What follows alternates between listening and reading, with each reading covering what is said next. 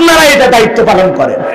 কারণ এই চোর বাটপাড়িদের দিলে যারা ব্রিজে ঢুকানোর কথা ঢুকে দেয় বাঁশ, ব্রিজ উদ্বোধন করার আগে রুকুত চলে যায়, যেই নেতারা মাননীয় প্রধানমন্ত্রী 50 লাখ মানুষকে করোনার সময় 2500 করে টাকা দিল, নেতা নিজে লোভ সামলাইতে না পেরে বইয়ের নামে সিম কিনে দিয়ে জমেলা গরিব, মেয়ের নামে সাবিনা গরিব, এইভাবে বইয়ের নামে মেয়ের নামে 2500 টাকার লোভ সামলাইতে না পেরে যে নেতা সিম কার্ড কিনে দেয়, ওদের হাতে যাকাতের টাকা দিলে ওদের টাকা থাকবে না।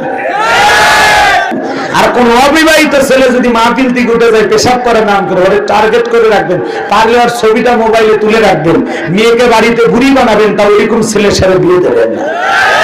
আর শারীরিক সমস্যা আছে, কথা কর না কেন? এই জন্য পুরুষ যদি হয়ে থাকেন 1 ঘন্টা কি পেশাব পায়খানা না করে থাকা যাবে না?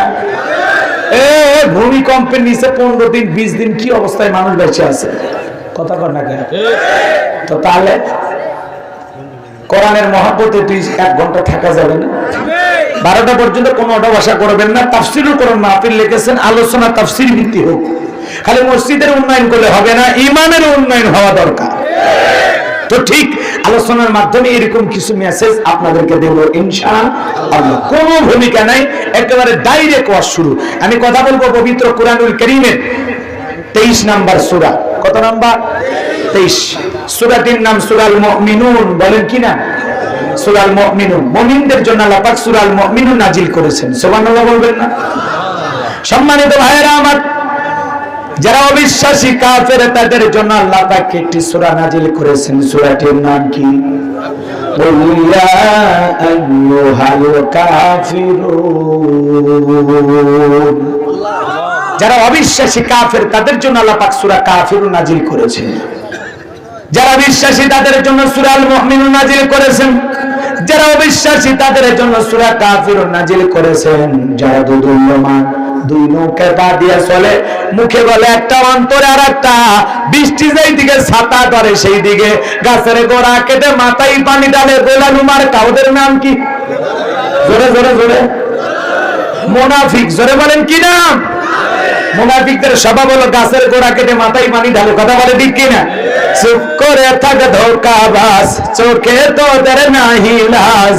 চুপ করে থাক ধোঁকাবাজ, চোখে তোদের নাহি লাজ। গোড়া কেটে মাথায় ডালো পানি, তোদের চিনি আর কতকাল করবি রে শয়তানি।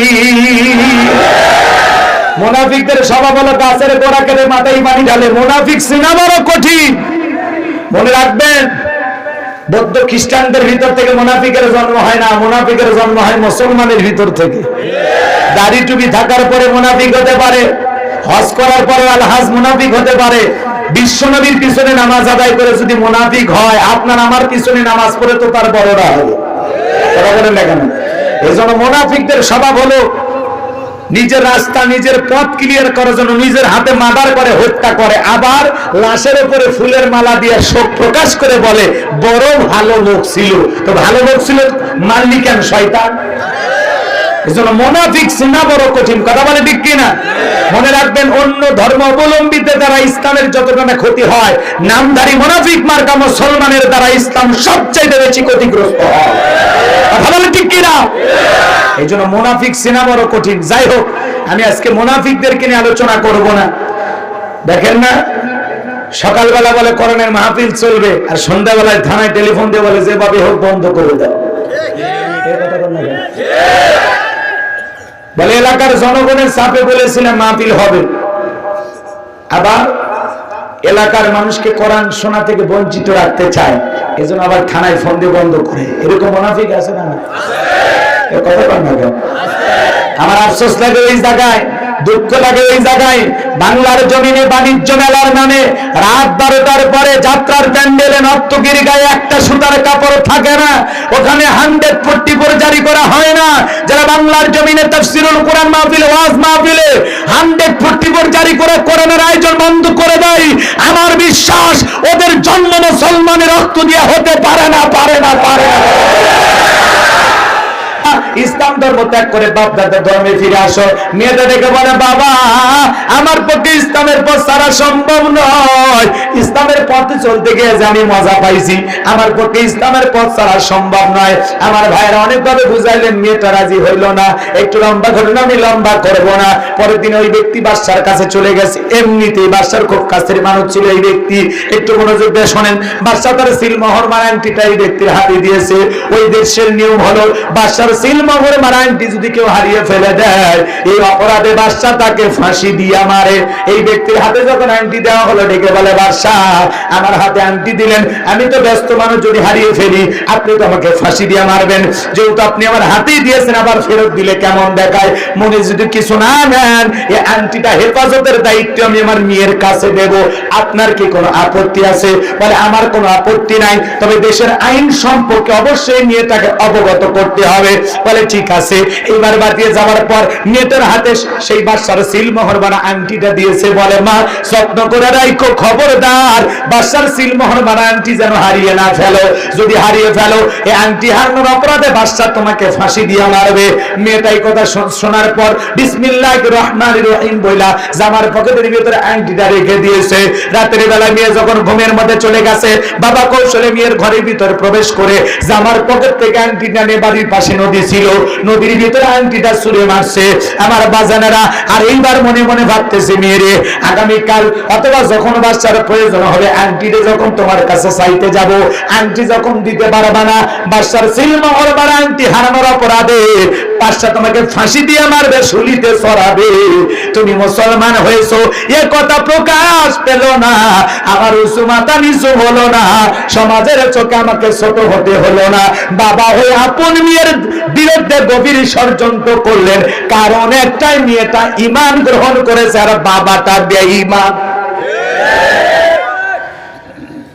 মনে রাখবেন, ঈমান গ্রহণ করলে বাবাও বিরুদ্ধে চলে যায়। যেমন ইব্রাহিম আলাইহিস সালামের বাবা আজর ঠাকুর, কথা বোঝেন নাই?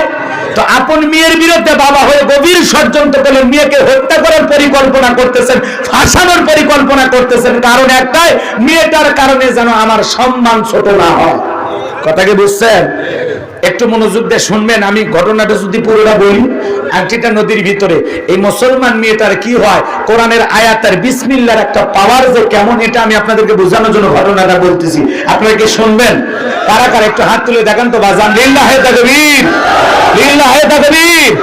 হ্যাঁ, আপনাদের শক্তি সামর্থ্য বাড়াইতে হবে, সব দিক দিয়ে আপনারা এগিয়ে যাচ্ছেন, বোঝেন না? কথার ভয়েস যেন থাকে, মানে বক্তারা এসে যেন বোঝে, বাপ রে বাপ গতি বেড়ে গেছে। আমি করবো আজ, আপনারা দেবেন আওয়াজ, জবাব দিবেন ঠিক ঠিক, আলোচনা হবে কমপ্লিট, শ্রোতাদের স্পিরিটেই বাড়ে বক্তার হিট, আলোচনা হবে জায়গা মতো ফিট। একটু খালি কথা বলেন, আর কিছু চাই না, মাল পানি যা দিয়েছেন আলহামদুলিল্লাহ। সামনে কলা কালেকশন করলাম জীবনে প্রথম, আমার এটা মনে থাকবে। আচ্ছা যাই হোক, এদিকে খেয়াল করেন। আবার একজন নাকি পাকা কলার কাঁদো নিয়েছে, হুজুরের গাড়ি দেবে। বাপ রে বাপ, টেনশন নাই, আমার মাদ্রাসার এতিম বাচ্চা কাচ্চা আছে, আমি আছি, বউ বাচ্চা নিয়ে, যা দিবি একটাও ফেরত আসবি না, খালি সোসা গুলো বাপ। আচ্ছা এদিকে খেয়াল করেন, সামনের দিকে যায়, কষ্ট পাচ্ছেন? তাহলে সূরার নাম সূরাল মুমিনুন। চলেন জবান ছেড়ে সবাই একটু মহব্বতে যারা পারেন তিলাওয়াত করেন। আমার আল্লাহ রাব্বুল আলামিন বলেন, ক্বাদ আফলাহাল মুমিনুন।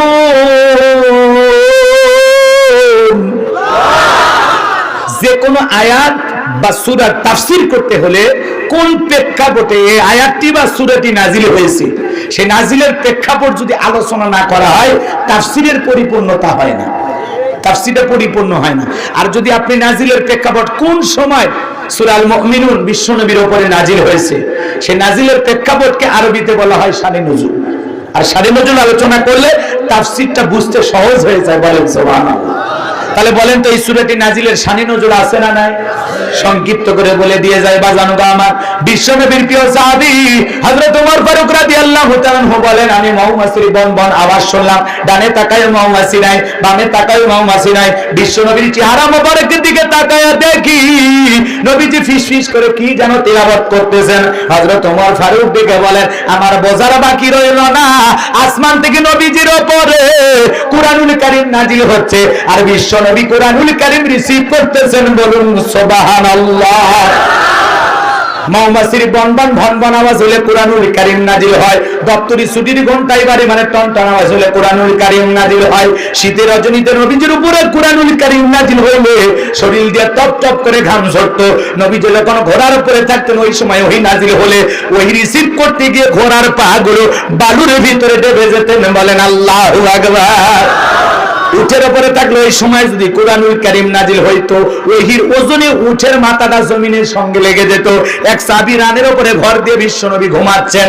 আমার ভাইরা ওই সময় জিবরাইল এসে বিশ্বনবীর উপরে ওহী নাজিল করতেছেন। সাহাবী ডেকে বলেন মনে হয় আমার রানটা ফেটে যাবে, পাহাড় মনে হয় আমার রানের উপরে চেপে ধরা হয়েছে। তাহলে কুরআনুল কারীমের একটা আলাদা ওয়েট ওজন আছে না নাই? জীবনের প্রথম ওহী রিসিভ করতে গিয়ে বিশ্বনবীর শরীর মোবারকে জ্বর পর্যন্ত এসেছিল। 23টি বছরে দীর্ঘ সময় ধরে নবীজির উপরে কুরআনুল কারীম নাজিল হয়েছে। ইমদাদিয়া লাইব্রেরি ছাপায়া 200-250 টাকার বিনিময়ে বাড়ি বাড়ি পৌঁছায় দিয়েছে। এই কোরআনের দাম কত, সম্মান কত, মর্যাদা কত, অনেক কপাল পোড়া মুসলমান আজও বোঝে না। কথা বলেন ঠিক কিনা? আজকে তাম পৃথিবীর মুসলমানেরা মার খাওয়ার পিছনে কারণ একটাই, মুসলমান কোরআন আর ইসলামী আন্দোলন থেকে, ইসলাম থেকে দূরে। কথা বলেন ঠিক কিনা? এই কুরআনুল কারীমকে যখন আমরা আঁকড়ে ধরতে পারবো, কোরআনের সমাজ কায়েম করার স্বপ্ন দেখবো, তখনই দেখবেন সমাজটা সুন্দর হবে। কথা বলেন ঠিক কিনা? একটু মনোযোগ দিয়ে গুনাহগারের কথাগুলো শ্রবণ করে যান বাজান গো আমার। হযরত ওমর ফারুক ডেকে বলেন নবীজির কুরআনুল কারীম রিসিভ করা শেষ হয়ে গেল। বিশ্বনবী সাহাবায়ে কিরামদের দিকে মুখ ঘুরে ডেকে বলেন আমার সাহাবীরা, এই মাত্র আসমান থেকে জিবরাইল এসে আমার উপরে সূরা আল মুমিনুনের 10টি আয়াত কারিমা নাজিল করে জানায় দেখলেন নবী গো, ও নবী গো, আল্লাহ রাব্বুল আলামিন এই 10টি আয়াতের ভিতরে তার আদরের মুমিন বান্দাদের 7টা বৈশিষ্ট্য নিয়ে আলোচনা করেছেন, 7টা গুণাবলী নিয়ে আলোচনা করেছেন। কোন মুমিন যদি 7টা গুণে গুণান্বিত হতে পারে, 7টা গুণ দিয়ে তার জীবনটাকে সাজাইতে পারে, আমার আল্লাহ রাব্বুল আলামিন বলেন উলাইকা হুমুল ওয়ারিসুন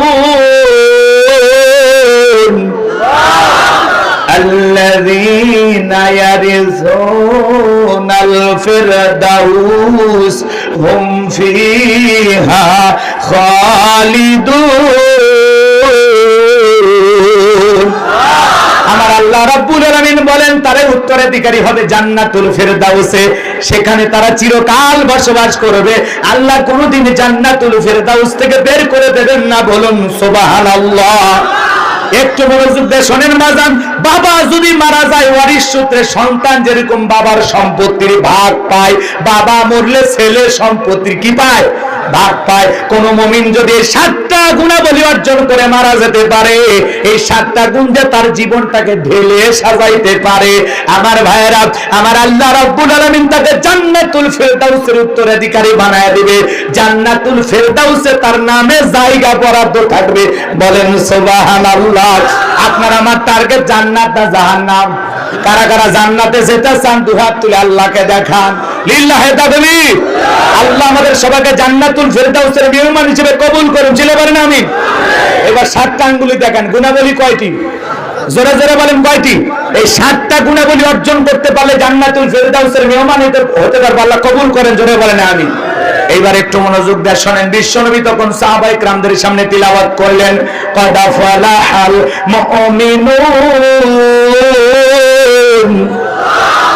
আমার আল্লাহ রাব্বুল আলামিন বলেন অবশ্যই মুমিনেরা সফল হয়েছে, অলরেডি মুমিনেরা সফল হয়েছে। বলেন সুবহানাল্লাহ। আমার আল্লাহ বলেন সফল হয়েছেন তারা ঈমান এনেছে যারা। বলেন আল্লাহু আকবার। আমরা মনে করি ক্ষমতা থাকলে সফল, টাকা থাকলে সফল, পৃথিবীর সবাই চেনে জানে সফল। না না, ক্ষমতা থাকলে সফল হওয়া যায় না। পৃথিবীর সবচাইতে বড় ক্ষমতাধর ব্যক্তির নাম কি? না না না, বর্তমানে কথা শোনেন না মনে? হ্যাঁ, আমেরিকার প্রেসিডেন্ট কি নাম? Joe Biden. এগুলো পৃথিবীর বর্তমানে সবচাইতে বড় ক্ষমতাধর ব্যক্তি। আপনাদের রাস্তায় পাশে একটা বাজার আছে, আচ্ছা পাবনাই ধরলাম, পাবনা বাজারে মাজান গো আমার মনে করেন একজন কাঁচামালের দোকানদার, তরি তরকারি বিক্রি করে, সবজি বিক্রেতা। লোকটা যদি ইমানদার হয়, আজান দেওয়ার পরে মসজিদে গিয়ে মাথাটা নত করে আল্লাহকে সিজদা দেয়, বলেন তো পৃথিবীর বড় নেতা জো বাইডেনের চেয়ে কাঁচামালের দোকানদার এই ইমানদারের দাম আল্লাহর কাছে কম না বেশি? ভালো করে বোঝেন।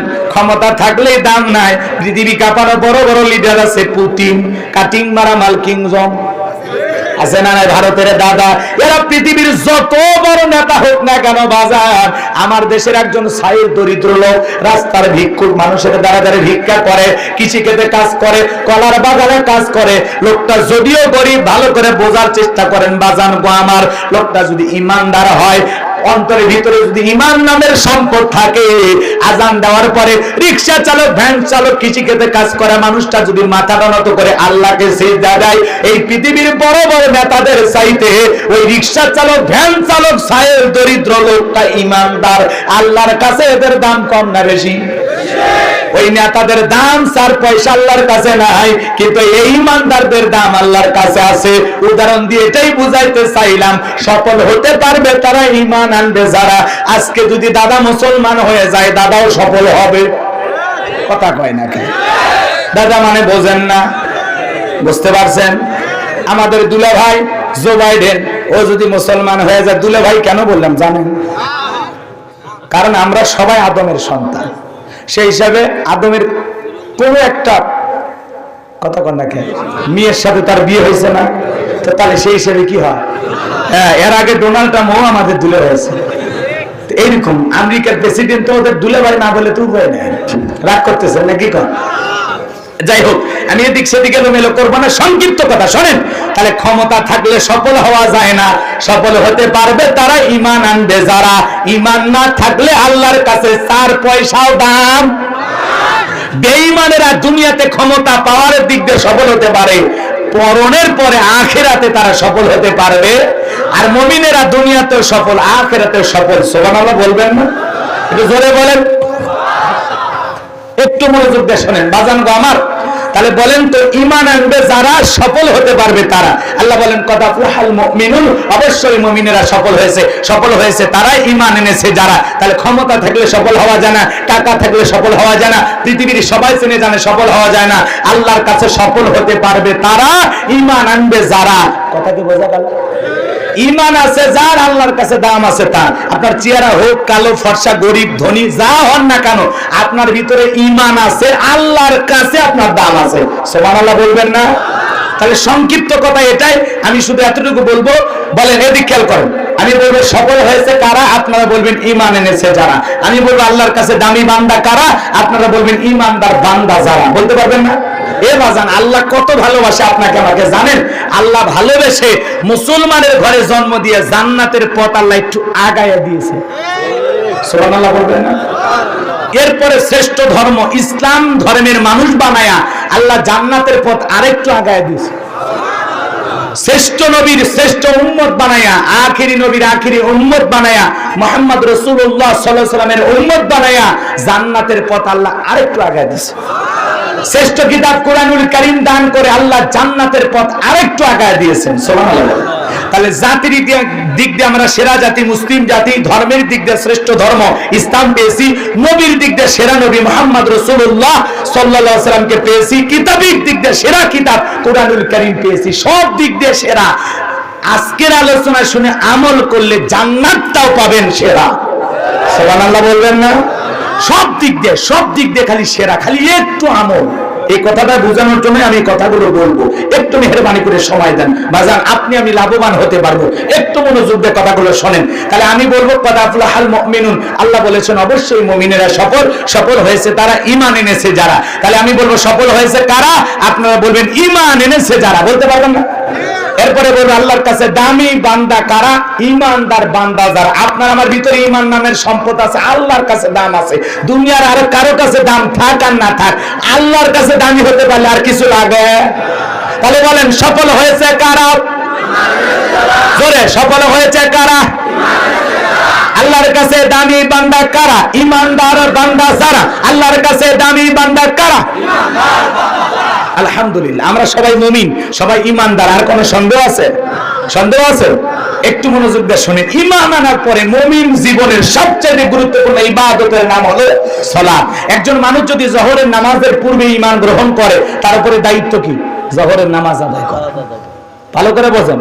কোন ব্যক্তি যদি আসরের নামাজের পূর্বে ঈমান গ্রহণ করে, তার উপরে দায়িত্ব আসরের সালাত আদায় করা। কথা বলেন ঠিক কিনা? তো আল্লাহ পাক যখন মুমিনদের 7টা গুণাবলী নিয়ে আলোচনা করলেন, আমার আল্লাহ পাক 1 নাম্বার সালাত দিয়ে শুরু করলেন। বলেন আল্লাহু আকবার।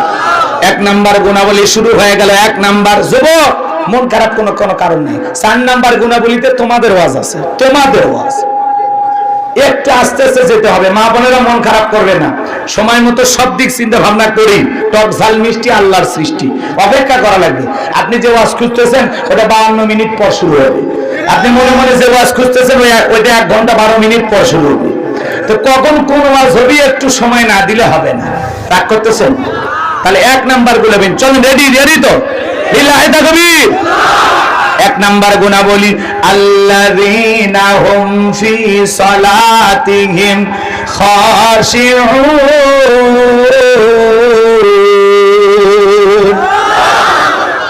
1 নাম্বার গুণাবলী, যারা নিজেদের সালাত বিনয়ের সহিত, নম্রতার সহিত, আল্লাহর ভয় নিয়ে আদায় করে, খুশু খুদু ভাব নিয়ে আদায় করে। আপনি আমি যখন সালাত আদায় করতে যাব, অন্তরে ভয় থাকতে হবে কার? দুনিয়াবি কোনো চিন্তা থাকা যাবে না। বিবির কথা, সন্তানের কথা, ব্যবসা বাণিজ্যের কথা, দুনিয়াবি সকল চিন্তা বাদ দিয়া টেনশন মুক্ত হৃদয় নিয়া আল্লাহ রাব্বুল আলামিনকে সিজদা দেওয়ার জন্য আল্লাহর ঘরে গিয়ে দাঁড়াইতে হবে। কথা বলেন ঠিক কিনা? বিনয়ের সহিত, নম্রতার সহিত, আল্লাহর ভয় নিয়ে মসজিদে ঢুকতে হবে। দুনিয়াবি সব চিন্তা ভাবনা মসজিদের বাইরে। আর আপনি যখন মসজিদের ভিতরে ঢুকবো, অন্তরের মধ্যে একমাত্র ভয় থাকতে হবে কার? ইয়া আইয়ুহাল্লাযীনা আমানু তাকুল্লাহ, হে ঈমানদারগণ আমি আল্লাহকে ভয় করো। হাক্কা তুকাতিহি, ভয় করার মতো ভয় করো। আপনি আমি সালাত আদায় করব একমাত্র আল্লাহর ভয় নিয়ে। কিভাবে সালাত আদায় করব একটু মনোযোগ দিয়ে শুনেন। বিশ্বনবী কিভাবে সালাত আদায় করতেন? আম্মা জান আয়েশা রাদিয়াল্লাহু তাআলা আনহা বলেন, নবীজি নামাজের ভিতরে এত লম্বা সময় ধরে দাঁড়িয়ে থাকতেন। দাঁড়িয়ে থাকতে থাকতে বিশ্বনবীর পবিত্র পা মুবারক ফুলে উঠতো। পায়ে স্যান্ডেল পর্যন্ত পড়তে পারতেন না, এত কষ্ট হইতো।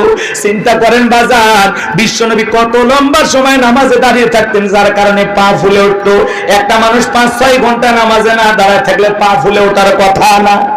ভালো করে বোঝেন। আম্মা জান আয়েশা আরো ডেকে বলেন, নবীজি এত লম্বা সময় ধরে রুকু করতেন, সিজদা করতেন, মাঝে মাঝে মনে হয় নবীজি আর কোনোদিন রুকু আর সিজদা থেকে মাথা উঠাবেন না। আম্মা জান আয়েশা রাদিয়াল্লাহু তাআলা আনহা আরো বলেন, একদিন রাতের বেলার দিকে বিছানাটা ভিজে গেছে। আমি মনে করলাম পানি পড়ে ভিজে গেছে, কিন্তু না, তাকায়া দেখি নবীজি সিজদা দিয়া এত চোখের পানি ছেড়ে দিয়ে কান্না করেছেন। কাঁদতে কাঁদতে বিছানাটা পর্যন্ত ভিজে গেছে। নবীজি যখন সিজদা থেকে মাথা উঠাইলেন, আম্মা জান আয়েশা রাদিয়াল্লাহু তাআলা আনহা বলেন, নবী গো এত কান্না কেন করলেন? আপনার কি হয়েছে? বিশ্বনবী ডেকে বলেন, আয়েশা আমি তো আমার জন্য কাঁদি না, আমি কাঁদি আমার গুনাহগার উম্মতের জন্য। আমি আল্লাহর কাছে কেঁদে কেঁদে বলি, আল্লাহ আমার গুনাহগার উম্মতকে তুমি জাহান্নামের আগুনে জ্বালায়ো না। আমি আল্লাহর কাছে কেঁদে কেঁদে বলি, আল্লাহ আমার গুনাহগার উম্মতের গুনাহগুলো তুমি মাফ করিয়া দাও। চিন্তা করেন বাজান, নবী যদি সিজদা দিয়ে আপনার আমার গুনাহটা মাফ চায় আল্লাহর কাছে, তাহলে নিজেদের জীবনের গুনাহ মাফ চাওয়ার জন্য আল্লাহর কাছে সিজদা দেওয়ার দরকার আছে না নাই? ওয়াল্লাযীনা ইয়াবিতুনা লিরাব্বিহিম সুজদাও ওয়া কিয়ামা, যারা রাত্রি জাগরণ করে আমি আল্লাহকে সিজদা দেয়, রাতের 12টা 1টা 2টা 3টা যখন বেজে যায়, এই রাতের 2টা 3টার দিকে ওইটা ঠান্ডা পানি দিয়ে ওযু বানায়া যায় নামাজটা নিয়ে যারা দাঁড়ায়, এটা হলো বান্দার সাথে মালিকের গভীর প্রেম। যারা রাত্রি জাগরণ করে আল্লাহকে সিজদা দেয়, আল্লাহর জন্য দণ্ডায়মান থাকে, এটা দুনিয়ার কাউকে দেখানোর জন্য নয়। এই নামাজটা হলো একমাত্র আল্লাহকে খুশি করার জন্য। قل إن صلاتي ونسكي ومحياي ومماتي لله رب العالمين। নবীজি আপনি বলুন, আমার নামাজ, আমার কুরবানি, আমার জীবন, আমার মরণ লিল্লাহি রাব্বিল আলামিন, আসমান জমিনের প্রতিপালকের জন্য। তাহলে রাত্রের গভীর রাত্রে 1টা 2টা 3টার দিকে ওইটা সেই ব্যক্তিটা যায় নামাজে দাঁড়ায় গেল, তাহাজ্জুদের সালাত আদায় করার জন্য দাঁড়িয়ে গেল, এই নামাজ একমাত্র আল্লাহকে খুশি করার জন্য, দুনিয়ার কাউকে দেখানোর জন্য নয়। এই নামাজ বান্দার মালিকের প্রেম গভীর করে। কথা বলেন ঠিক কিনা?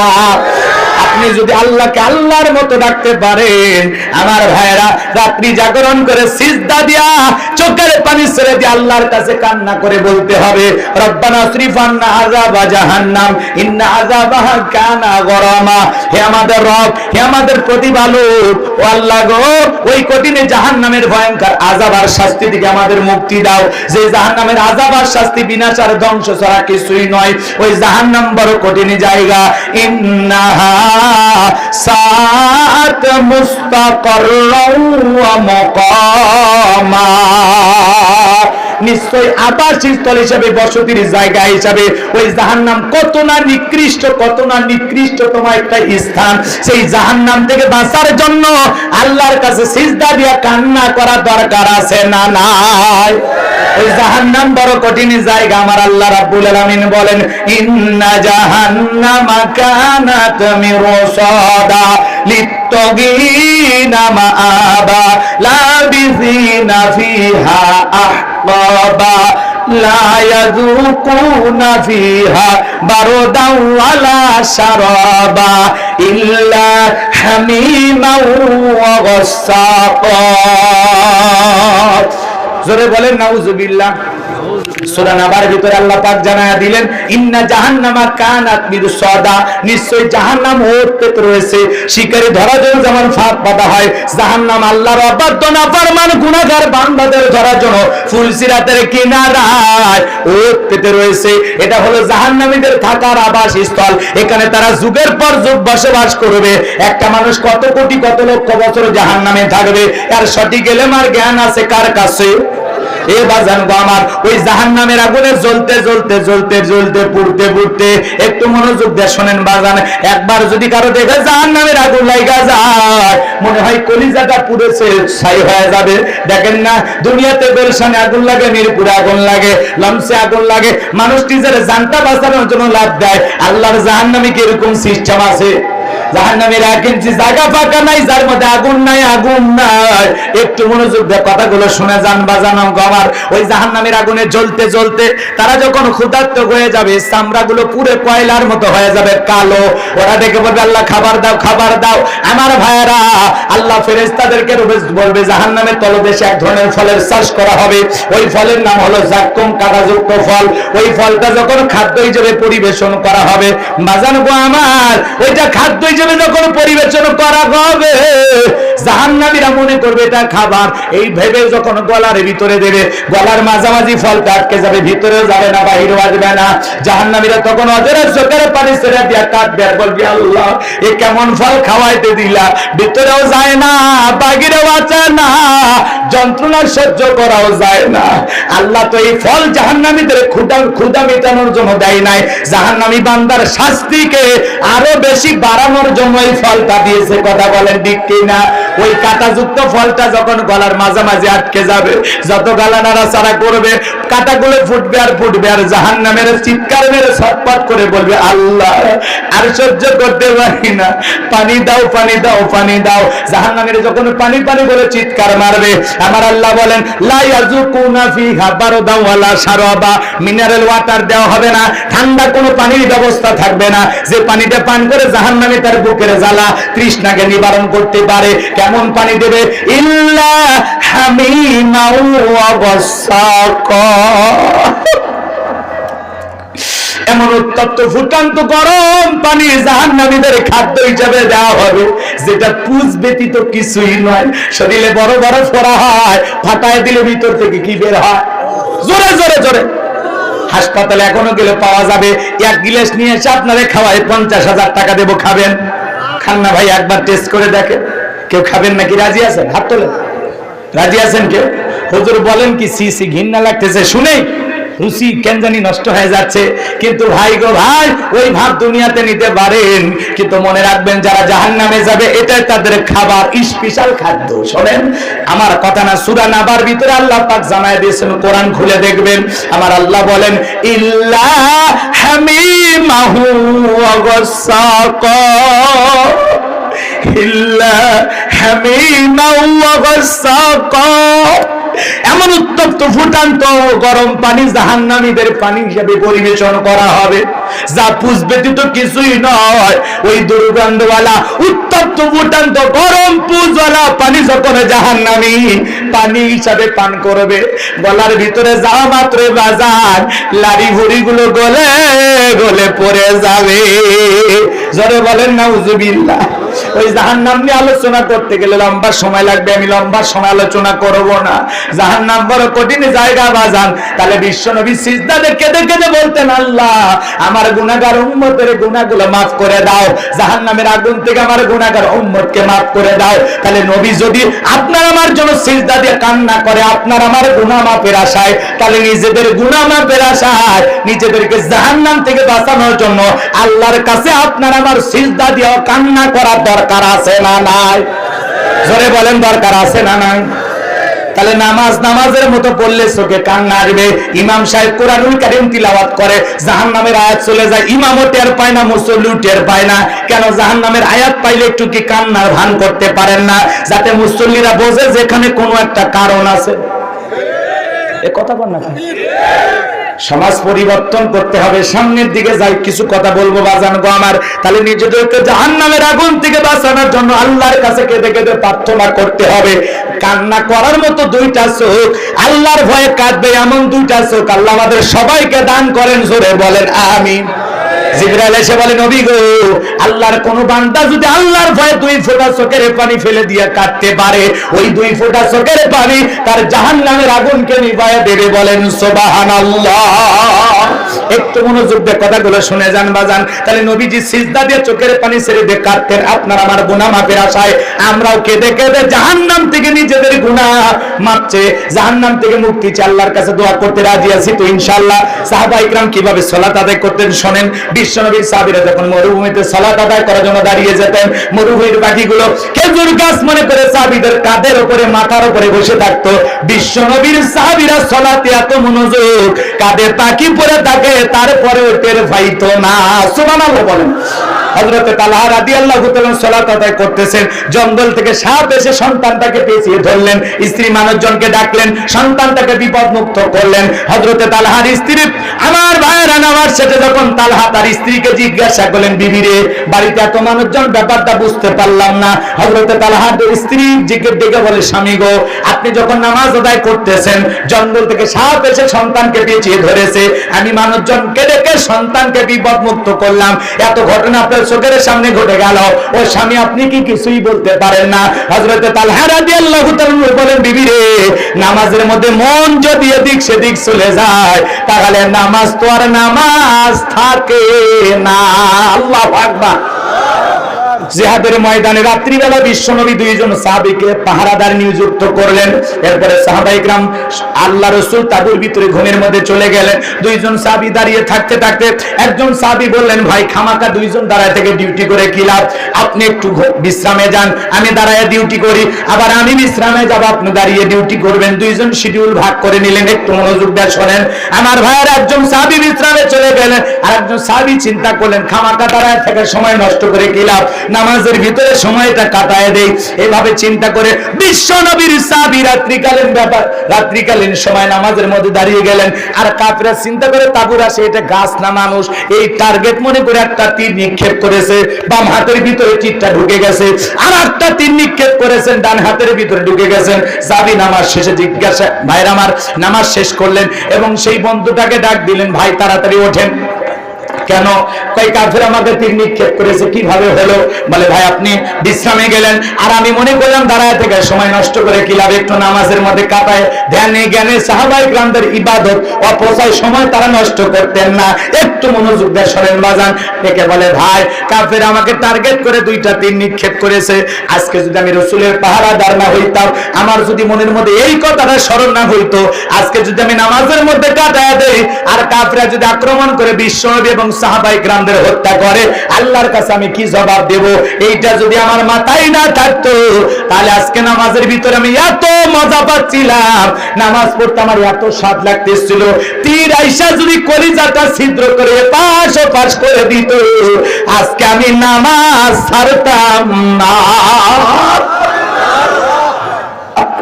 সাহাবায়ে کرامদের নামাজ কেমন? 2 মিনিটে 2 রাকাত এমন নামাজ না, তারা ঘন্টার পর ঘন্টা নামাজের ভিতরে কাটায় দিতেন। কথা বলেন ঠিক কি না? আপনি আমি নামাজ পড়ি, দুনিয়াবি নানান চিন্তা ভাবনা মনে হয়। কথা কন না কেন? নামাজ পড়ি, এই গ্রামের নাম কি? হ্যাঁ, শানির দিয়ার। আর মন চলে যায় পাবনা বাজারে। নামাজ যদি পড়ে পাবনায়, মন চলে যায় ঢাকা শহরে। আমাদের মন খালি ছটফট করে দুনিয়াবি নানান চিন্তা ভাবনা নামাজের ভিতরে মনে হয়। মাঝে মাঝে দুনিয়াবি এত চিন্তা ভাবনা নামাজের ভিতরে মনে হয়, কয় রাকাত পড়েছি তাও ভুলে গেছি। কারণ আমাদের পাগল মন খালি ছটফট করে। একটা গবেষণায় বলা হয়েছে, কিছু কিছু নামাজের মনের অবস্থা 8 সেকেন্ড তো নামাজের ভিতরে মনটা স্থির থাকে না। আমাদের মন বড় এত অস্থির, নামাজ পাবনা মন চলে যায় ভারতের বর্ডারে। দুনিয়াবি নানান চিন্তা, আমাদের পাগল মন খালি ছটফট করে। পাগল মন মন রে, মন কেন উল্টো পাল্টা বলে? ও পাগল মন মন রে, মন কেন মসজিদে না যায় রে? আল্লাহ রে, কোন দুনিয়ায় পাঠাইলা আমারে? বর্তমানের নারী পুরুষ সমান সমান ভাব, লম্বা চুল কাটিয়া মাথায় লাগাই ক্যাপ।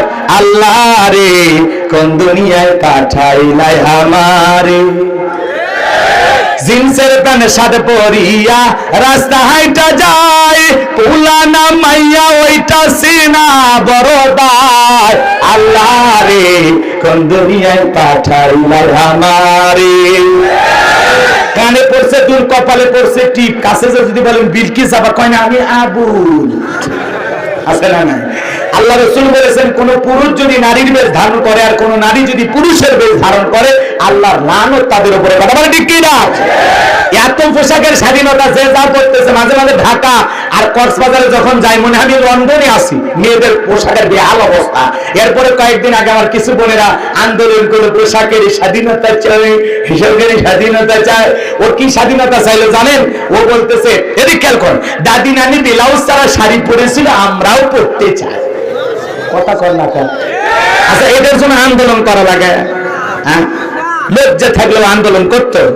শোনেন শোনেন, দাদি নানি ব্লাউজ ছাড়া শাড়ি পরেছিল ঘরের ভিতর।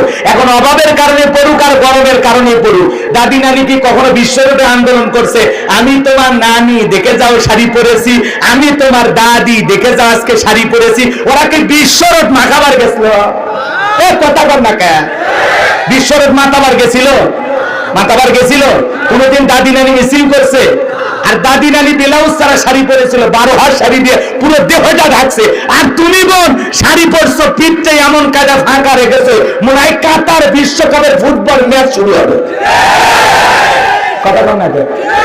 আরে পিচ্চি নিয়ে বলতেছে ছেলেরা আমাদেরকে দেখে সিডিউল ছয় কেন? আছে না নাই? আছে না নাই? শোনেন, ওদের কথা বুঝাই, এরা কোন সভ্য ঘরের সভ্য সন্তান হতে পারে না। কথা বলেন না কেন? পোশাকের স্বাধীনতার আমার কি চাও? যেটুকু পরে আসো ওটুকু পরে বানা, গোপনে সার্চ দাও কোন দেশে পোশাক ছাড়া মানুষ বসবাস করে, পাসপোর্ট ভিসা লাগায় চলে দাও। বাংলাদেশের একটা কুকুরও তোদের মতো মহিলার জন্য কান্না করবে না। কথা বলেন। এদেশ মুসলমানের দেশ, আল্লাহওয়ালার দেশ, মসজিদ মাদ্রাসার দেশ। এই দেশে ল্যাংটা হয়ে ঘোরার কোনো সুযোগ নেই। রাগ করতেছেন নাকি?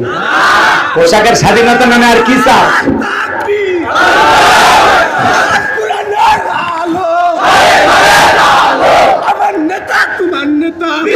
একটু মনোযোগ দিয়ে শোনেন বাজানগো আমার, এদিক শোনেন। পর্দা হলো নারীর মর্যাদা বাড়ায়। পর্দা, পোশাক হলো লিবাসুত তাকওয়া। কথা বলে না কেন? পোশাকের মাধ্যমে আপনার তাকওয়া প্রকাশ পাবে। কথা বলে ঠিক কিনা? এদিক এদিক কোন সম্ভ্রান্ত ভদ্র ফ্যামিলির মেয়ে বোরকা ছাড়া রাস্তাঘাটে বের হবে না। যে জিনিস যত দামি তার প্যাকেট তত দামি। কথা বল না কেন? ছেলা কলা বাজারে বিক্রি হয় না, কভার সহ বিক্রি হয়। কথা বল না কেন? ওইরকম বেপরদা নারী যারা, ওদেরকে লাস্টে কেউ নেয় না। কি করে? বাপ মা 2-3-4 লাখ টাকা যৌতুক দিয়ে লাস্টে চলেই না। কথা কয় না? হ্যাঁ, আর পর্দায় থাকেন, পর্দায় থাকেন, দাম বেড়ে যাবে। কথা কোন না রাগ করতেছেন? আল্লাহ বলেন ওয়াকরনা ফি বুয়ুতিকুন্না ওয়ালা তাবাররাজনা তাবাররুজাল জাহিলিয়াতিল উলা, খবরদার নারীরা তোমরা ঘরের ভিতরে অবস্থান করো জাহিলিয়াতের যুগের মেয়েদের মতো নোংরা অশ্লীল পোশাক পরে নিজের দেহকে প্রদর্শন করো না। নারীরা ঘরেই নিরাপদ, বাহিরে গেলে বোরকা পরে যাবে। কথা বলেন না কেন? একটা মা বোন যদি ঢিলে দ্বারা বোরকা পরে হাত মুজে পা মুজে লাগে রাস্তাতে হাইটে যায়, মনের অজান্তে শ্রদ্ধার সম্মানে মাথাটা নত হয়ে আসে। পর্দা নারীর সিকিউরিটি দেবে, পর্দা নারীকে নিরাপত্তা দেবে, পর্দাশীল নারীর উপরে আল্লাহর রহমত নাজিল হবে। আর পর্দাশীল নারী যারা, এই পর্দা ছাড়া যারা, এদের জন্য একটা হাদিস আমি শেষে শোনাবো। এক হাদিস শুনে ওরা ভালো মানুষ হলে পাল্টে দেবে। কথা কয় না? এখন বলবো না, এদিকে তাহলে আলোচনাগুলো এলোমেলো হয়ে যাবে, কষ্ট হচ্ছে আপনাদের। তাহলে নারীদেরকে পর্দায় রাখার দায়িত্ব আপনার আমার আছে না নয়? আপনার উচিত আপনার বউকে পর্দা করানোর, আপনার উচিত আপনার মেয়েটাকে পর্দা করানোর। আপনি যদি দায়িত্ব নিয়ে বউকে পর্দা করাতে পারেন, আপনি দায়িত্ব নিয়ে আপনার মেয়েকে পর্দা করাতে পারেন, দেখবেন পাবনায় আর বোরকা ছাড়া একটাও খুঁজে পাওয়া যাবে না। কিন্তু আপনি আমি দায়িত্বশীল পুরুষ হতে পারি নাই। এই জন্য আমার মা বোনেরা তখন যা খুশি যেমন খুশি তেমন সাজো, ওইভাবে ওরা রং ঢং করে সেজে বেড়াচ্ছে। এমন এমন কিছু পোশাক মা বোনেরা পরে, ও মনে আরো কিছু দেখাইতেছে, খালি লজ্জাই পারে না। এই কথা কর না কে রাগ করতেছেন মনে হয়। এজন্য মা বোনেরা পর্দায় থাকবেন, পর্দা আপনাদের নিরাপত্তা দেবে, পর্দা আপনাদের সম্মান মর্যাদা বাড়াবে। যে জিনিস যত দামি তার প্যাকেট তাও তত দামি। কোন ভালো ফ্যামিলির মেয়ে বোরকা সারা রাস্তাঘাটে নিজেকে প্রদর্শন করবে না। আর কেউ যদি উল্টা পাল্টা পোশাক পরে ঘোরে, আর পোশাকে বলে দেবে এ কি কথা কথা এ কি, ওর পোশাকে বুঝাচ্ছে যে আমি কি। সিরিয়াল ছাড়া আল্লাহ বোঝার তৌফিক দান করুন। আমি আমার বেশি গভীরে যাব না, হুজুর মানুষ হালকা হলে তো লজ্জা আছে নাকি কোন? আল্লাহ আমাদের বোঝার তৌফিক দান। তাহলে শোনেন, রাগ করতেছেন? হিন্দি গানের টান মারিয়া রাস্তা হাইটা যায়, আবার কারো সুরে সুরে বুকটা ফাইটা যায়। আল্লাহ রে কোন দুনিয়া পাঠাইলাই আমারে। কথা বলে ঠিক না? তাহলে নামাজের ভিতরে দুনিয়াবি নানান চিন্তা ভাবনা মনে হয়, কথা বলে ঠিক না? আর নামাজের ব্যাপারে আমাদের বড় তাড়াহুড়ো। এক চাচা তাড়াহুড়ো করে ওযু করছে, এক ঠ্যাং না ধুয়ে মসজিদে ঢুকছে, তাই সালা মসজিদ পিছলে খায়, চাচা একদিক লঙ্গি একদিক, তাও বলে আল্লাহু আকবার। মানুষ কয় চাচা লঙ্গি খুলে গেছে, লঙ্গি ঠিক করেন, কেন আগে জামাত ধরি আছে না নাই? এরকম নামাজি হলে হবে না বাজান। এদিক খেয়াল করেন, দুনিয়ার একটা রাষ্ট্রপতি, এই যে আপনাদের রাষ্ট্রপতি, তাই না? উনি যদি আপনাকে দাওয়াত দেয়, রাষ্ট্রপতি আপনি গেস্ট মেহমান, কি করবেন? রাষ্ট্রপতির সামনে যা মোবাইল টিপবেন, জোরে কন একটু, দাড়ি চুল করবেন, লঙ্গি ঠিক করবেন, কি কি করবেন? ভদ্রতার সহিত, বিনয়ের সহিত, আদবের সহিত দাঁড়িয়ে থাকবেন, যাতে কি নাম ওনার, সাবুদ্দিন চুপ্পু, আল্লাহর গোলামের সাথে যারা বিয়াদবি না হয়। আপনি চান রাষ্ট্রপতির মেহমান, আপনি ভদ্রতার সহিত, নম্রতার সহিত, জি জি জি বড় ভাই জি, আমার ওই যে মেন্টালের পাশে বাড়ি, জি কথা কয় না কে? আপনি ভদ্রতার সহিত দাঁড়িয়ে থাকবেন যাতে বেয়াদবি না হয়। মনে রাখবেন, এদিক খেয়াল করেন, আল্লাহ পাক বলতেছেন আল্লাযীনা হুম ফি সলাতিহিম খাশিউন, যারা নিজেদের সালাত বিনয়ের সহিত, নম্রতার সহিত, আল্লাহর ভয় নিয়ে, ভীতি সন্ত্রস্ত মন নিয়ে আল্লাহ রাব্বুল আলামিনকে সিজদা দেওয়ার সময় দাঁড়াইতে হবে। একটা রাষ্ট্রপতির সামনে যতটা আদব আর ভদ্রতা নিয়ে দাঁড়াবেন, তার চাইতে কোটি কোটি গুণ আদব আর ভদ্রতা নিয়ে, নম্রতার সহিত, বিনয়ের সহিত আল্লাহ রাব্বুল আলামিনকে সিজদা দেওয়ার সময় আল্লাহর ঘরে গিয়ে দাঁড়াইতে হবে। কথা বলেন ঠিক কিনা? বিনয়ের সহিত আল্লাহর ভয় নিয়ে নামাজে দাঁড়ায় এদিক ওদিক তাকাবেন, মসজিদের ফ্যান কয়টা আছে? চাচা নামাজের নিয়ম ছাইড়ে দে, আগে ফ্যান কই নে। মরার পরে ফেরেশতারা কবরে গেলে প্রশ্ন করবে, তোমাদের মসজিদে ফ্যান কয়টি ছিল? আপনার নামাজ পড়তে পড়তে ফ্যানের দিকে, এসির দিকে, দেওয়ালের দিকে নজর চলে যায়। কথা বলেন, নামাজ পড়তে পড়তে দাড়ি চুলকায়, টুপি ঠিক করে, লুঙ্গি ঠিক করে, এত লুঙ্গি খুলে রশি লাগায়। কথা বলেন নাকি আপনারা? মানে নামাজে ওর কোনো খেয়ালই নাই। মানে নামাজের মসজিদের ভিতরে যায় ওই বেশিক্ষণ থাকতে পারিস না, খালি মন ছটফট করে। মনে রাখবেন, মুনাফিকদের কাছে মসজিদ বেশিক্ষণ ভালো লাগবে না। কার কাছে? মুনাফিক। মুনাফিক কথা বুঝছেন? একটু বোঝেন, ওয়াজ খালি শুনেন না, একটু। মসজিদ সুন্দর করলে হবে না, ইমানটাকে সুন্দর করা লাগবে। আগেকার মসজিদ গুলো ছিল কাঁচা, কিন্তু মুসলমানদের ইমান ছিল পাক্কা। বর্তমানে মসজিদ হয়েছে পাকা, কিন্তু মুসলমানদের ইমান হয়ে যাচ্ছে কাঁচা। আগেকার মানুষদের ছিল অভাব, বড় ভালো ছিল তাদের স্বভাব। বর্তমানে মানুষদের নাই কোনো অভাব, নষ্ট হয়ে যাচ্ছে চরিত্র, স্বভাব। কথা বলেন, রাগ করতেছেন মনে হয়? এগুলো বাজান খালি মসজিদের উন্নয়ন করবে, মাহফিল করলে হবে না, ইমানের উন্নয়ন করা দরকার। যারা ওই মসজিদে নামাজ আদায় করবে তাদের অন্তরটাও সুন্দর হওয়ার দরকার আছে। খালি চাইনা টাইজে মসজিদ পাকা করেন না, অন্তরেও চাইনা টাইজ বসান। আর এই চাইনা টাইজের নাম হলো তাকওয়া। তাকওয়া, তাকওয়া, আল্লাহর ভয় দিয়ে অন্তরটা একটু পরিষ্কার রাখেন। শোনেন, আপনি নামাজে দাঁড়াবেন একমাত্র ভয় নিয়ে, কার? আল্লাহ। আপনি এমন ভাবে আসামির মতো সিলিন্ডার হয়ে আত্মসমর্পণ করে দুনিয়াবি সব চিন্তা বাদ দিয়ে ফাঁসির আসামি মৃত্যুর পূর্বে যেরকম 2 রাকাত নামাজ পড়ার সময় পাইলে সে যেরকম সেই দিনের ওযুটা হবে সবচেয়ে ভালো ওযু, রুকু সিজদা হবে সবচেয়ে ভালো, ঠিক আপনি আমি যখন সালাত আদায় করব মসজিদে গিয়ে মনে মনে ভাববো আমি নামাজ আদায় করতেছি, আল্লাহ আমাকে দেখতেছেন। সুবহানাল্লাহ বলবেন না? আপনি জোহরের নামাজ আদায় করবেন আর মনে মনে ভাববেন আল্লাহ এই জোহরের নামাজ আমার জীবনের শেষ নামাজ, আমি আসর পর্যন্ত আল্লাহর জমিনে নাও বেঁচে থাকতে পারি। কথা বলেন ঠিক কিনা? কিন্তু বাংলাদেশে জুমার নামাজের জন্য মসজিদ ভাঙে 2 তলা 3 তলা করা হয়, মসজিদ বড় করা হয়, আসর মাগরিব এশা দিলে ভাইরা নামাজ পড়ে না। কথা বলেন না? জুমার নামাজে 200 300 500 মুসল্লি নামাজ আদায় করলো, আসরের সময় 20 জন, মাগরিবে 15 জন, এশায় 10 জন, ফজরের মাঝে মাঝে এমনও মসজিদ আছে ইমামের পিছনে দাঁড়ায়া আকামত দেওয়ার মতো মুসল্লিও নাই।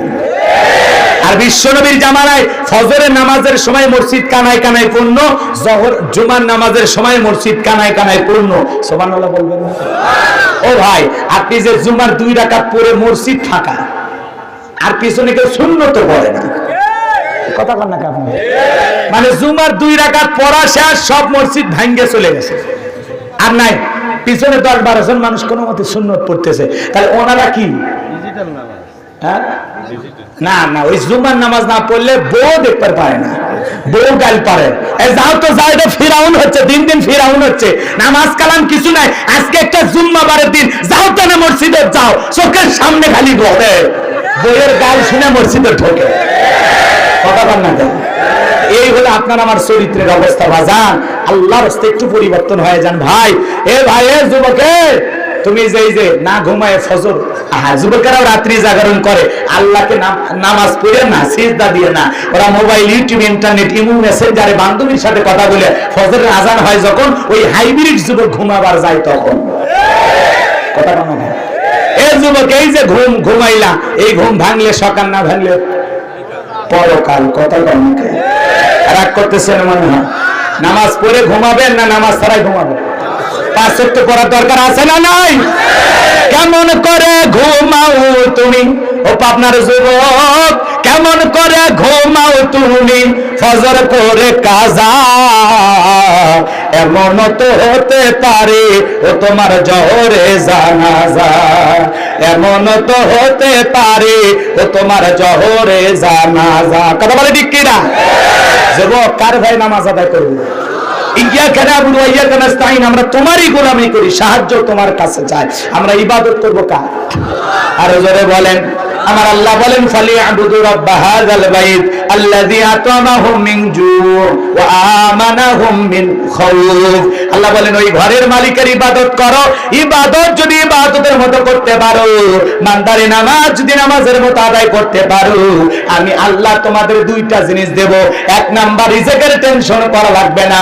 নামাজ যদি নামাজের মতো পড়তে পারো, সিজদা যদি সিজদার মতো দিতে পারো, আমি আল্লাহ রিজিকের ব্যবস্থা করব। রিজিকের মালিক কে? ওয়া মা মিন দাব্বাতিন ফিল আরদি ইল্লা আলাল্লাহি রিজকুহা। পৃথিবীতে এমন কোন বিচরণশীল প্রাণী নাই যার রিজিকের ব্যবস্থা আমি আল্লাহ আসমান থেকে করি না। ওই আটলান্টিক মহাসমুদ্রের 33,000 ফিট গভীর অতল পানির নিচে থাকা ছোট্ট একটা প্রাণী, তার রিজিকের ব্যবস্থা আসমান থেকে করেন তিনি কে? আল্লাহ। তাহলে আপনি আমি আল্লাহ রাব্বুল আলামিনের ভিআইপি সৃষ্টি, আশরাফুল মাখলুকাত, কুনতুম খায়রা উম্মাতিন উখরিজাত লিন-নাস ওয়া লাকাদ কাররামনা বানি আদম। আপনাকে আমাকে সম্মানিত যে আল্লাহ করেছেন, সে আল্লাহ বলতেছেন বান্দারে ইবাদত যদি ইবাদতের মতো হয় আমি আল্লাহ রিজিকের ব্যবস্থা করে দেব। বলেন সুবহানাল্লাহ। 2 নাম্বার বান্দা কোনো ভয় থাকবে না, সকল ভয় থেকে আমি আল্লাহ পাক নিরাপত্তা দেব। আপনার আমার ভয় আছে না নাই? আপনি বিকাশের দোকানদার 2-3 লাখ টাকা নেয়, শনির দিয়ারে রাত 2টার দিকে আসবেন, মনে মনে ভাবতেছেন আল্লাহ টাকা নিয়ে বাড়ি পর্যন্ত পৌঁছাইতে পারবো নাকি ছিনতাইকারীর কবলে পড়ে টাকা যান 2টাই হারাবো। মেয়েটা কলেজে গেল একা একা ফিরবে নাকি জামাই সাথী নিয়ে ফিরবে, ভয় আছে না নাই? মেয়েটা স্কুলে গেল ভালোভাবে আসবে নাকি কারো লালসার শিকার হয়ে পথে ঘাটে দর্শনের শিকার হয়ে পড়ে থাকবে? আপনার আমার ভয় আছে না নাই? তাহলে জান মালের সকল নিরাপত্তা আল্লাহ দেবেন। সবাই যখন মাথাটা নত করে এই কপালটা দিয়ে আল্লাহকে সিজদা দিবে, যে যুবক 5 ওয়াক্ত সালাতে মসজিদে গিয়ে আল্লাহর ঘরে মাথাটা নত করে সিজদা দিবে, ওই সিজদাকারী কপালওয়ালা যুবক কোনোদিন মহিলার দিকে তাকাতে পারে না। তাহলে আল্লাহর ভয়ে আল্লাহকে রাজি খুশি করার জন্য কারা কারা 5 ওয়াক্ত নামাজ পড়বেন? 2 হাত তুলে আল্লাহকে একবার দেখান। আল্লাহ গো আমাদের সবাইকে 5 ওয়াক্ত নামাজ মসজিদে গিয়ে জামাতের সহিত আদায় করা তৌফিক দান করুন। জোরে বলেন আমিন। আরো জোরে বলেন আমিন। তাহলে সালাত আদায় করব তো ইনশাআল্লাহ, আল্লাহ কবুল করেন। জোরে বলেন আমিন। যুবক এইবার মুমিন বান্দার 2 নাম্বার গুণাবলী, আল্লাযীনা হুম আনিল লাগওয়ি মুরিদুন। মুমিন বান্দার 2 নাম্বার গুণাবলী, অনার্থক কথাবার্তা বলা যাবে না। এক জায়গায় বসে 2-3 ঘন্টা গল্প করে অমুক খারাপ তমুক খারাপ, এ ভালো না সে ভালো না, আলতু ফালতু দুনিয়াবি সব কথা বলে। মনে হয় চায়ের কাপার ঝড় তুলে ফেলে দিয়েছে, মনে হয় গিবত কমিটির সভাপতি সেক্রেটারি বলে গেছে, বসে গেছে। কথা কয় না কেন? আছে না এরকম? আরে ভাই এত কথা কেন বলেন? আপনি এত কথা কেন বলেন? আপনি কি মনে করেছেন মুমিন বান্দার 2 নাম্বার গুণাবলী অনার্থক কথাবার্তা বলা যাবে না, অপ্রয়োজনীয় কথা বলা যাবে না। আপনার জবানের প্রত্যেকটা কথার হিসাব একদিন নেবেন কে? মা ইয়ালফিজু মিন কাউলিন ইল্লা লাদাইহি রাকিবুন আতীদ। বান্দা এমন কোন কথা বলে না যে কথা রেকর্ড করার জন্য আমার ফেরেশতারা নাই। আপনার জবানের প্রত্যেকটা কথা রেকর্ড করা হচ্ছে, আল্লাহর কাছে প্রত্যেকটা কথার জবাব একদিন আপনাকে দিতে হবে। বিদায় যা খুশি তাই বলা যাবে না। মুমিন বান্দা কথা বলবে ততটুকু প্রয়োজন, যতটুকু প্রয়োজনের অতিরিক্ত কথা বলা যাবে না। চুপ থাকলে এত প্রচার কিসের? আপনাকে এত গল্প আসে কোথা থেকে? এই চুপ থাকেন। মান সমাতা নাজা, চুপ থাকাও নাজাতের লক্ষণ। চুপ থাকাও কি নাজাত? এত কথা চুপ চুপ। আপনি যে অপ্রয়োজনীয় এত আলতু ফালতু গল্প মুখের বইটা করছে, আপনার ভালো হয়ে যান, ভালো হয়ে যান। ভালো হইতে পয়সা লাগে না। কথা কেন রাগ করতেছেন? রাগ করতেছেন? তাহলে এদিকে দিকে দিকে একটু মনে যে 5 মিনিট শোনেন শোনেন শোনেন ভাইয়ের আমার। তাহলে অনার্থক কথাবার্তা বলা যাবে না। মুমিন বান্দা জবান দিয়ে সেই কথা বলবে যে কথা বললে সব হয়। অনার্থক কাজ করা যাবে না। মুমিনের টাকা হলে মুমিন সিনেমা হল বানাবে না, যাত্রা গানের আয়োজন করবে না, গানের কনসার্ট দেবে না, মদের বার দেবে না, নাইট ক্লাব দেবে না, 5 স্টার 7 স্টার হোটেল খুলবে না, সিনেপ্লেক্স খুলবে না। মুমিনের টাকা হলে মুমিন মসজিদ বানাবে, মাদ্রাসা বানাবে, ঈদগাহ মাঠ বানাবে, কবরস্থান বানাবে, 10টা ফলের গাছ লাগায় দিবে, গরিব দুঃখী মানুষকে টাকা পয়সা দিয়ে সহযোগিতা করবে। মুমিনের অর্থ ভালো পথে ব্যয় হবে। মুমিন তার টাকাগুলো ভালো পথে খরচ করবে। কথা বলে ঠিক কিনা? এইবার মুমিন বান্দা এদিক 2 নাম্বার গুণাবলী, অনার্থক জিনিস শ্রবণ করা যাবে না। এ কান আল্লাহ গান শোনার জন্য দিয়েছে, ধুম বা চলে ধুম। কথা বলে বুদ্ধবান আছে কবর দোলাইয়া, আল্লাহর ফেরেশতারা কবরে নিয়ে পিটাবে ঝুলাইয়া ঝুলাইয়া। সিরাজগঞ্জের এক যুবক রেল লাইন পার হয়েছে, কানের ভিতর ইয়ারফোন লাগাইয়া টেনেছে, ধাক্কা মেরে 3 টুকরা করে ধুয়ে গেছে। মরার পরেও কানের ভিতর ইয়ারফোন লাগানি আছে। এখন মরিয়া গান শোন, ফেরেশতারা তোর জায়গা মতো বাদ্য বাজায়া দেবে। কথা বলেন ঠিক কিনা? তাহলে এই কান আল্লাহ গান শোনার জন্য দেয় নাই। মাঝে মাঝে যুবকদের চেহারা দেখে মাথা গরম হয়ে যায়, নাকে তার, মাজায় তার, গলায় তার, গেঞ্জিতে তার, সাথে তার, দেখে বোঝা যায় না মানুষ না বিদ্যুতের খুঁটি। মনে হয় বিদ্যুতের ঘাটতি হলে ওর দেহ থেকে সাপ্লাই দেওয়া যাবে। আছে না না এরকম? আর চুলের কাটিং, ঘেরা কাটিং, শয়তান পর্যন্ত আমি জীবনে কায়দায় চুল কেটে। রাগ করতেছেন আপনারা? হ্যাঁ, শয়তানও এত খারাপ না। তাই বলে কি শয়তান চুল কাটে না? কি করে দেখে আসছেন? শয়তান তো শয়তানি। আচ্ছা এদিক খেয়াল করেন, রাগ জান করিয়েন না। এই জন্য বললে উল্টা পাল্টা কাটিং চুল খেলে ভদ্র হন, সুন্নতি তরিকায় চুল কাটেন। আল্লাহ বোঝার তৌফিক দান করুন, সরে কোন আমিন। যুবক তোর চুলের স্টাইল বুঝে যায় আসলে তোমার ভিতরে ভদ্রতা নেই। পুরো এদিক কাটে করে চাঁচে সাদা করছে, বুঝছেন, মাঝখানে তেল মোবিল দিয়ে খাড়া করছে, মানে খেলে পালা। এই তোমার শরম লাগে না এই চুল নিয়ে হাঁটতে? তোমার শরম লাগে না? হ্যাঁ বেশি করে ধারা লাগবে না। এদিক খেয়াল করেন, যুব সমাজ এগুলো করা যাবে না ভাই, এগুলো করা যাবে না। আল্লাহ আমার যুবকদেরকে হেদায়েত দান করেন, যারা বলেন আমিন। তাহলে মুমিন বান্দার 2 নাম্বার গুণাবলী, অনার্থক জিনিস শ্রবণ করা যাবে না। এই কাণ্ডে হক্কানি উলামা ইকরামদের বয়ান শ্রবণ করতে হবে, ইসলামী সঙ্গীত শুনতে হবে, কোরআন তিলাওয়াত শুনতে হবে, ভালো ভালো কথা কান দিয়ে শ্রবণ করা লাগবে, অশ্লীল কোনো কথা শ্রবণ করা যাবে না। তাহলে মুমিন বান্দার 2 নাম্বার গুণাবলী, ওয়াল্লাযীনা হুম আনিল লাগবি মুরিদুন। 2 নাম্বার গুণাবলী, মুমিন বান্দা জবান দিয়ে সেই কথা বলবে যে কথা বললে সব হয়। মুমিন বান্দা সেই কাজ চালু করবে যে কাজ চালু করলে সব হয়। মুমিন বান্দা সেইটা শ্রবণ করবে যেগুলো শুনলে সব হয়। এক কথায় সব আছে যেখানে মুমিন থাকবে, আর গুনাহ আছে যেখানে আমরা নাই।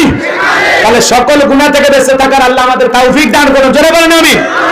এইবার মুমিন বান্দার 3 নাম্বার গুণাবলী, ওয়াল্লাযীনা হুম লিয-যাকাতি ফাইলুন।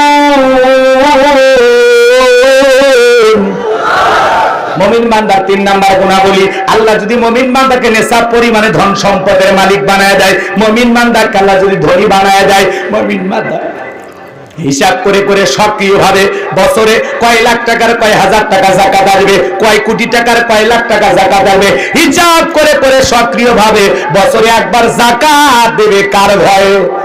যাকাত দেওয়া নফল না ফরজ? যাকাত আসছে দারিদ্রতা বিমোচন করার জন্য, যাকাত আসছে অভাবমুক্ত সমাজ রাষ্ট্র দেশ গড়ার জন্য, যাকাত আসছে সমাজের বঞ্চিত মানুষের মুখে হাসি ফোটানোর জন্য, যাকাত আসছে রাস্তার এই পাশে 10 তলা এই পাশে গাছতলা এর ব্যবধান দূর করার জন্য। কথা বলেন ঠিক কিনা? এই যাকাত ভিত্তিক অর্থনীতির মাধ্যমে দারিদ্র মুক্ত সমাজ গড়া সম্ভব। কথা কেন? যাকাত আসছে দারিদ্রতা বিমোচন করার জন্য। কথা বোঝেন নাই মনে হয়, সংক্ষিপ্ত করে বলে দিয়ে যা রাগ করেন একটু মনে দেখছেন। আমাদের সমাজের অর্থনীতি যাকাত ভিত্তিক না সুদ ভিত্তিক? সুদ ভিত্তিক অর্থনীতি হালাল না হারাম? সুদের বৃদ্ধিকে ধ্বংস করে দেবেন কে? আর দান সদকা যাকাতের বৃদ্ধিকে বহু করে বৃদ্ধি করে দেবেন কে? ভালো করে বোঝেন। সুদ ভিত্তিক অর্থনীতি দিয়ে দারিদ্র মুক্ত বাংলাদেশ করছেন, কালেও কেউ করতে পারবে না। দারিদ্র মুক্ত বাংলাদেশ করতে পারবেন তখন যাকাত ভিত্তিক অর্থনীতি চালু করবেন যখন।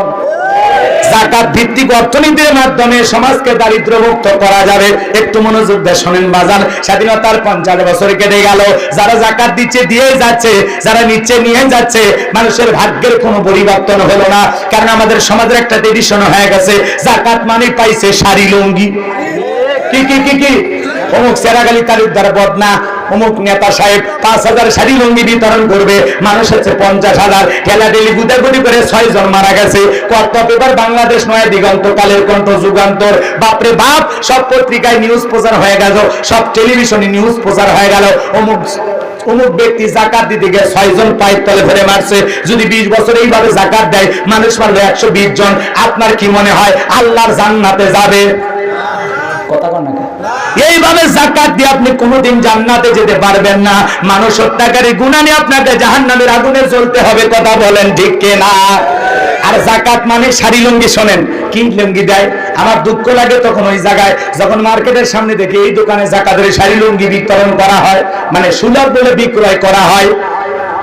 এই সাইনবোর্ডটা দেখে মনে হয় ওইটা নিয়ে যা দোকানদারক চেপে ধরি। কথা বোঝেন না? আরে ভাই এটা কেন টানান আপনি? এটা কেন টানান? যাকাতের শাড়ি লুঙ্গি সুলভ মূল্যে বিক্রয় করা হয়, তার মানে কি? যাকাতের জন্য নরমাল কিছু কাপড় তৈরি করা হয় কম দামি। এর কথা কোন? যে ব্যক্তি যাকাত দেয় ওর পরনে 500 টাকা 1000 টাকা দামের আমানত লুঙ্গি, আর গরিবকে যখন দেয় 200 টাকা লিটল লুঙ্গি, পরে থাকলে ওর জান্নাত জাহান্নাম সব বোঝা যায়। নিজের বউরে পরায় 5000 10,000 টাকা দামের শাড়ি, আর গরিব মহিলাকে দেয় 300 টাকা দামের শাড়ি। ধুয়ে দিলে শাড়ি না মশারি খুঁজে পাওয়া যায় না। এই বড় লোক, এই শাড়ি তোমার বউরে পরায়ও, এই শাড়ি তোমার মেয়েরে পরায়ও। দিলে ভালো দেন, 5000 দেওয়ার দরকার নাই, 500 কাপড় দেন, মান সম্পূর্ণ দেন। আর যাকাত মানে শাড়ি লুঙ্গি না। শোনেন, হযরত ওমর ফারুক রাদিয়াল্লাহু তাআলা বলেন, তোমরা যাকাতের অর্থ এমন ভাবে দাও যাতে এই ব্যক্তি যাকাতের জন্য পরবর্তী বছরে আর কারো দুয়ারে লাইন না দেওয়া লাগে, আর কারো কাছে হাত না পাতা লাগে। এই ছেলেটা বেকার বসে আছে, ওর একটা পাবনা ছোটখাটো যাকাতের 1-1.5 লাখ টাকার অর্থ দিয়া একটা কর্মস্থানের ব্যবস্থা করে দেন, ছোটখাটো দোকানপাট দিয়ে দেন। দেখবেন আল্লাহ চাইলে 10 বছর পরে ও নিজেও যাকাত দেওয়ার মতো হিসাবে তৈরি হয়ে যাবে। ও যদি 10 বছর ব্যবসা বাণিজ্য করতে পারে, নিজেই যাকাত দেবে। কথা বলি ঠিক কিনা? এই ছেলেটা বেকার বসে আছে, ওর একটা অটো ভ্যান, রিক্সা, লুচিমন, করিমন যা পারেন কিনে দেন। দেখবেন 1-1.5 লাখ টাকার একটা পরিমাণ কিনে দিলে তার প্রত্যেক দিনের একটা ইনকামের একটা কর্মস্থানের ব্যবস্থা করতে হলো। কর্মস্থানের ব্যবস্থা হয়ে গেল, কারো কাছে হাত পাততে হচ্ছে না, নিজের কর্ম নিজে করে খাবে। কথা বলেন না কেন? এই শোনেন শোনেন, একটা মহিলা আছে, শাড়ি দিয়ে কি লাভ, সেলাই মেশিন দেন, 3টা ছাগলের বাচ্চা কিনে দেন, 2টা গাভী গরু কিনে দেন। এগুলো এদিক খেয়াল করেন, এগুলো লালন পালন করে সে তার ভাগ্যের চাকা ঘুরাবে। যাকাতের অর্থ দিয়ে মানুষের কর্মস্থানের ব্যবস্থা করে দিতে হবে।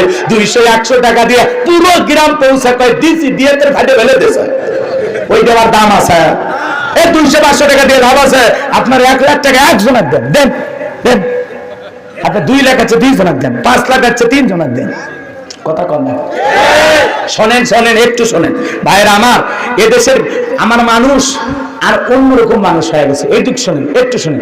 একটা মাহফিল করার জন্য যদি 10 জন এক জায়গায় বসা যায়, একটা মসজিদ করার জন্য যদি 10 জন এক জায়গায় বসা যায়, একটা ঈদগাহ মাঠের জন্য 10 জন যদি এক জায়গায় বসা যায়, এদিক খেয়াল করেন, এই এলাকায় যদি ঝুট ঝামেলা হয়, সেই মিটিং মিছিল করার জন্য, সমাধান করার জন্য যদি 10 জন এক জায়গায় বসা হয়, তাহলে এই গ্রামের নাম শনির দিয়া, শানির দিয়া, নামটাই বলতে ফেলে দিচ্ছে। আচ্ছা এদিক খেয়াল করেন, এই শানির দিয়ার 20 জন কি ধনী নাই, টাকাওয়ালা? কি করেন, এই 20 জন ধনী যাকাত দেওয়ার আগে এক জায়গায় হন। এই তালুকদার সাহেব আপনার কত? কয় 3,75,000। আপনার? আমার 2,20,000। আপনার? আমার 5.5 লাখ। আপনার? আমার 1,75,000। এইভাবে 20 জন ধনী মিলে 50 লাখ টাকা হয়েছে। পাইলা? মনে করেন যাকাতের অর্থ 50। এমনি উদাহরণ, এক্সাম্পল দিচ্ছি কথা বোঝানোর জন্য। শোনেন, তড়িৎ গতিতে কিছু বলতেছে, গেট লোক গাড়ির মতো চালাচ্ছে, একটু একটু ভাই আমার 7টা গুণাবলী শেষ করা লাগবে, একটু মনোযোগ দিয়ে শোনেন। কষ্ট হচ্ছে আপনাদের নাকি? আমি যেগুলো বলতেছি এগুলো সমাজে দরকার আছে না নাই? এই 20 জন ধনীর 50 লাখ টাকা যাকাত এই শানির দিয়া না, এই শানির দিয়ারে 30 জন গরিবকে দিয়ে দেন। এই বছর শেষ, পরের বছর আবার 30 জন, পরের বছর আবার 30 জন, পরের বছর 5 বছর যদি শনির দিয়ারের 150 জন মানুষকে যাকাতের অর্থ দিয়া দারিদ্র মুক্ত করা যায়, তারপরে এই শানির দিয়ার গ্রাম হবে সচ্ছল, অভাব মুক্ত, দারিদ্র মুক্ত। এই গ্রামে আর কোনো দুঃখী মানুষ থাকবে না। তাহলে এই গ্রামের দেখা দেখে আর একটা গ্রামের মানুষ এরকম ভালো হয়ে যাবে। তার মানে কি, রাষ্ট্র দায়িত্ব না নিলে আমরা আমাদের দায়িত্ব পালন করলে দেখা যাচ্ছে বাংলাদেশকে আমরা দারিদ্র মুক্ত করতে পারবো। ঠিক কিনা? এই জন্য শোনেন, যাকাত ভিত্তিক অর্থনীতি চালু করতে হবে, আর এদেশে একটা যাকাত মন্ত্রণালয় চালু করতে হবে, আর এই মন্ত্রণালয়ের পরিচালনার দায়িত্বভার এদেশের বিজ্ঞ ইসলামিক স্কলার, দ্বীনের দায়ী বড় বড় আলেমদের কাঁধে দিতে হবে, যে আপনারা এটা দায়িত্ব পালন করেন।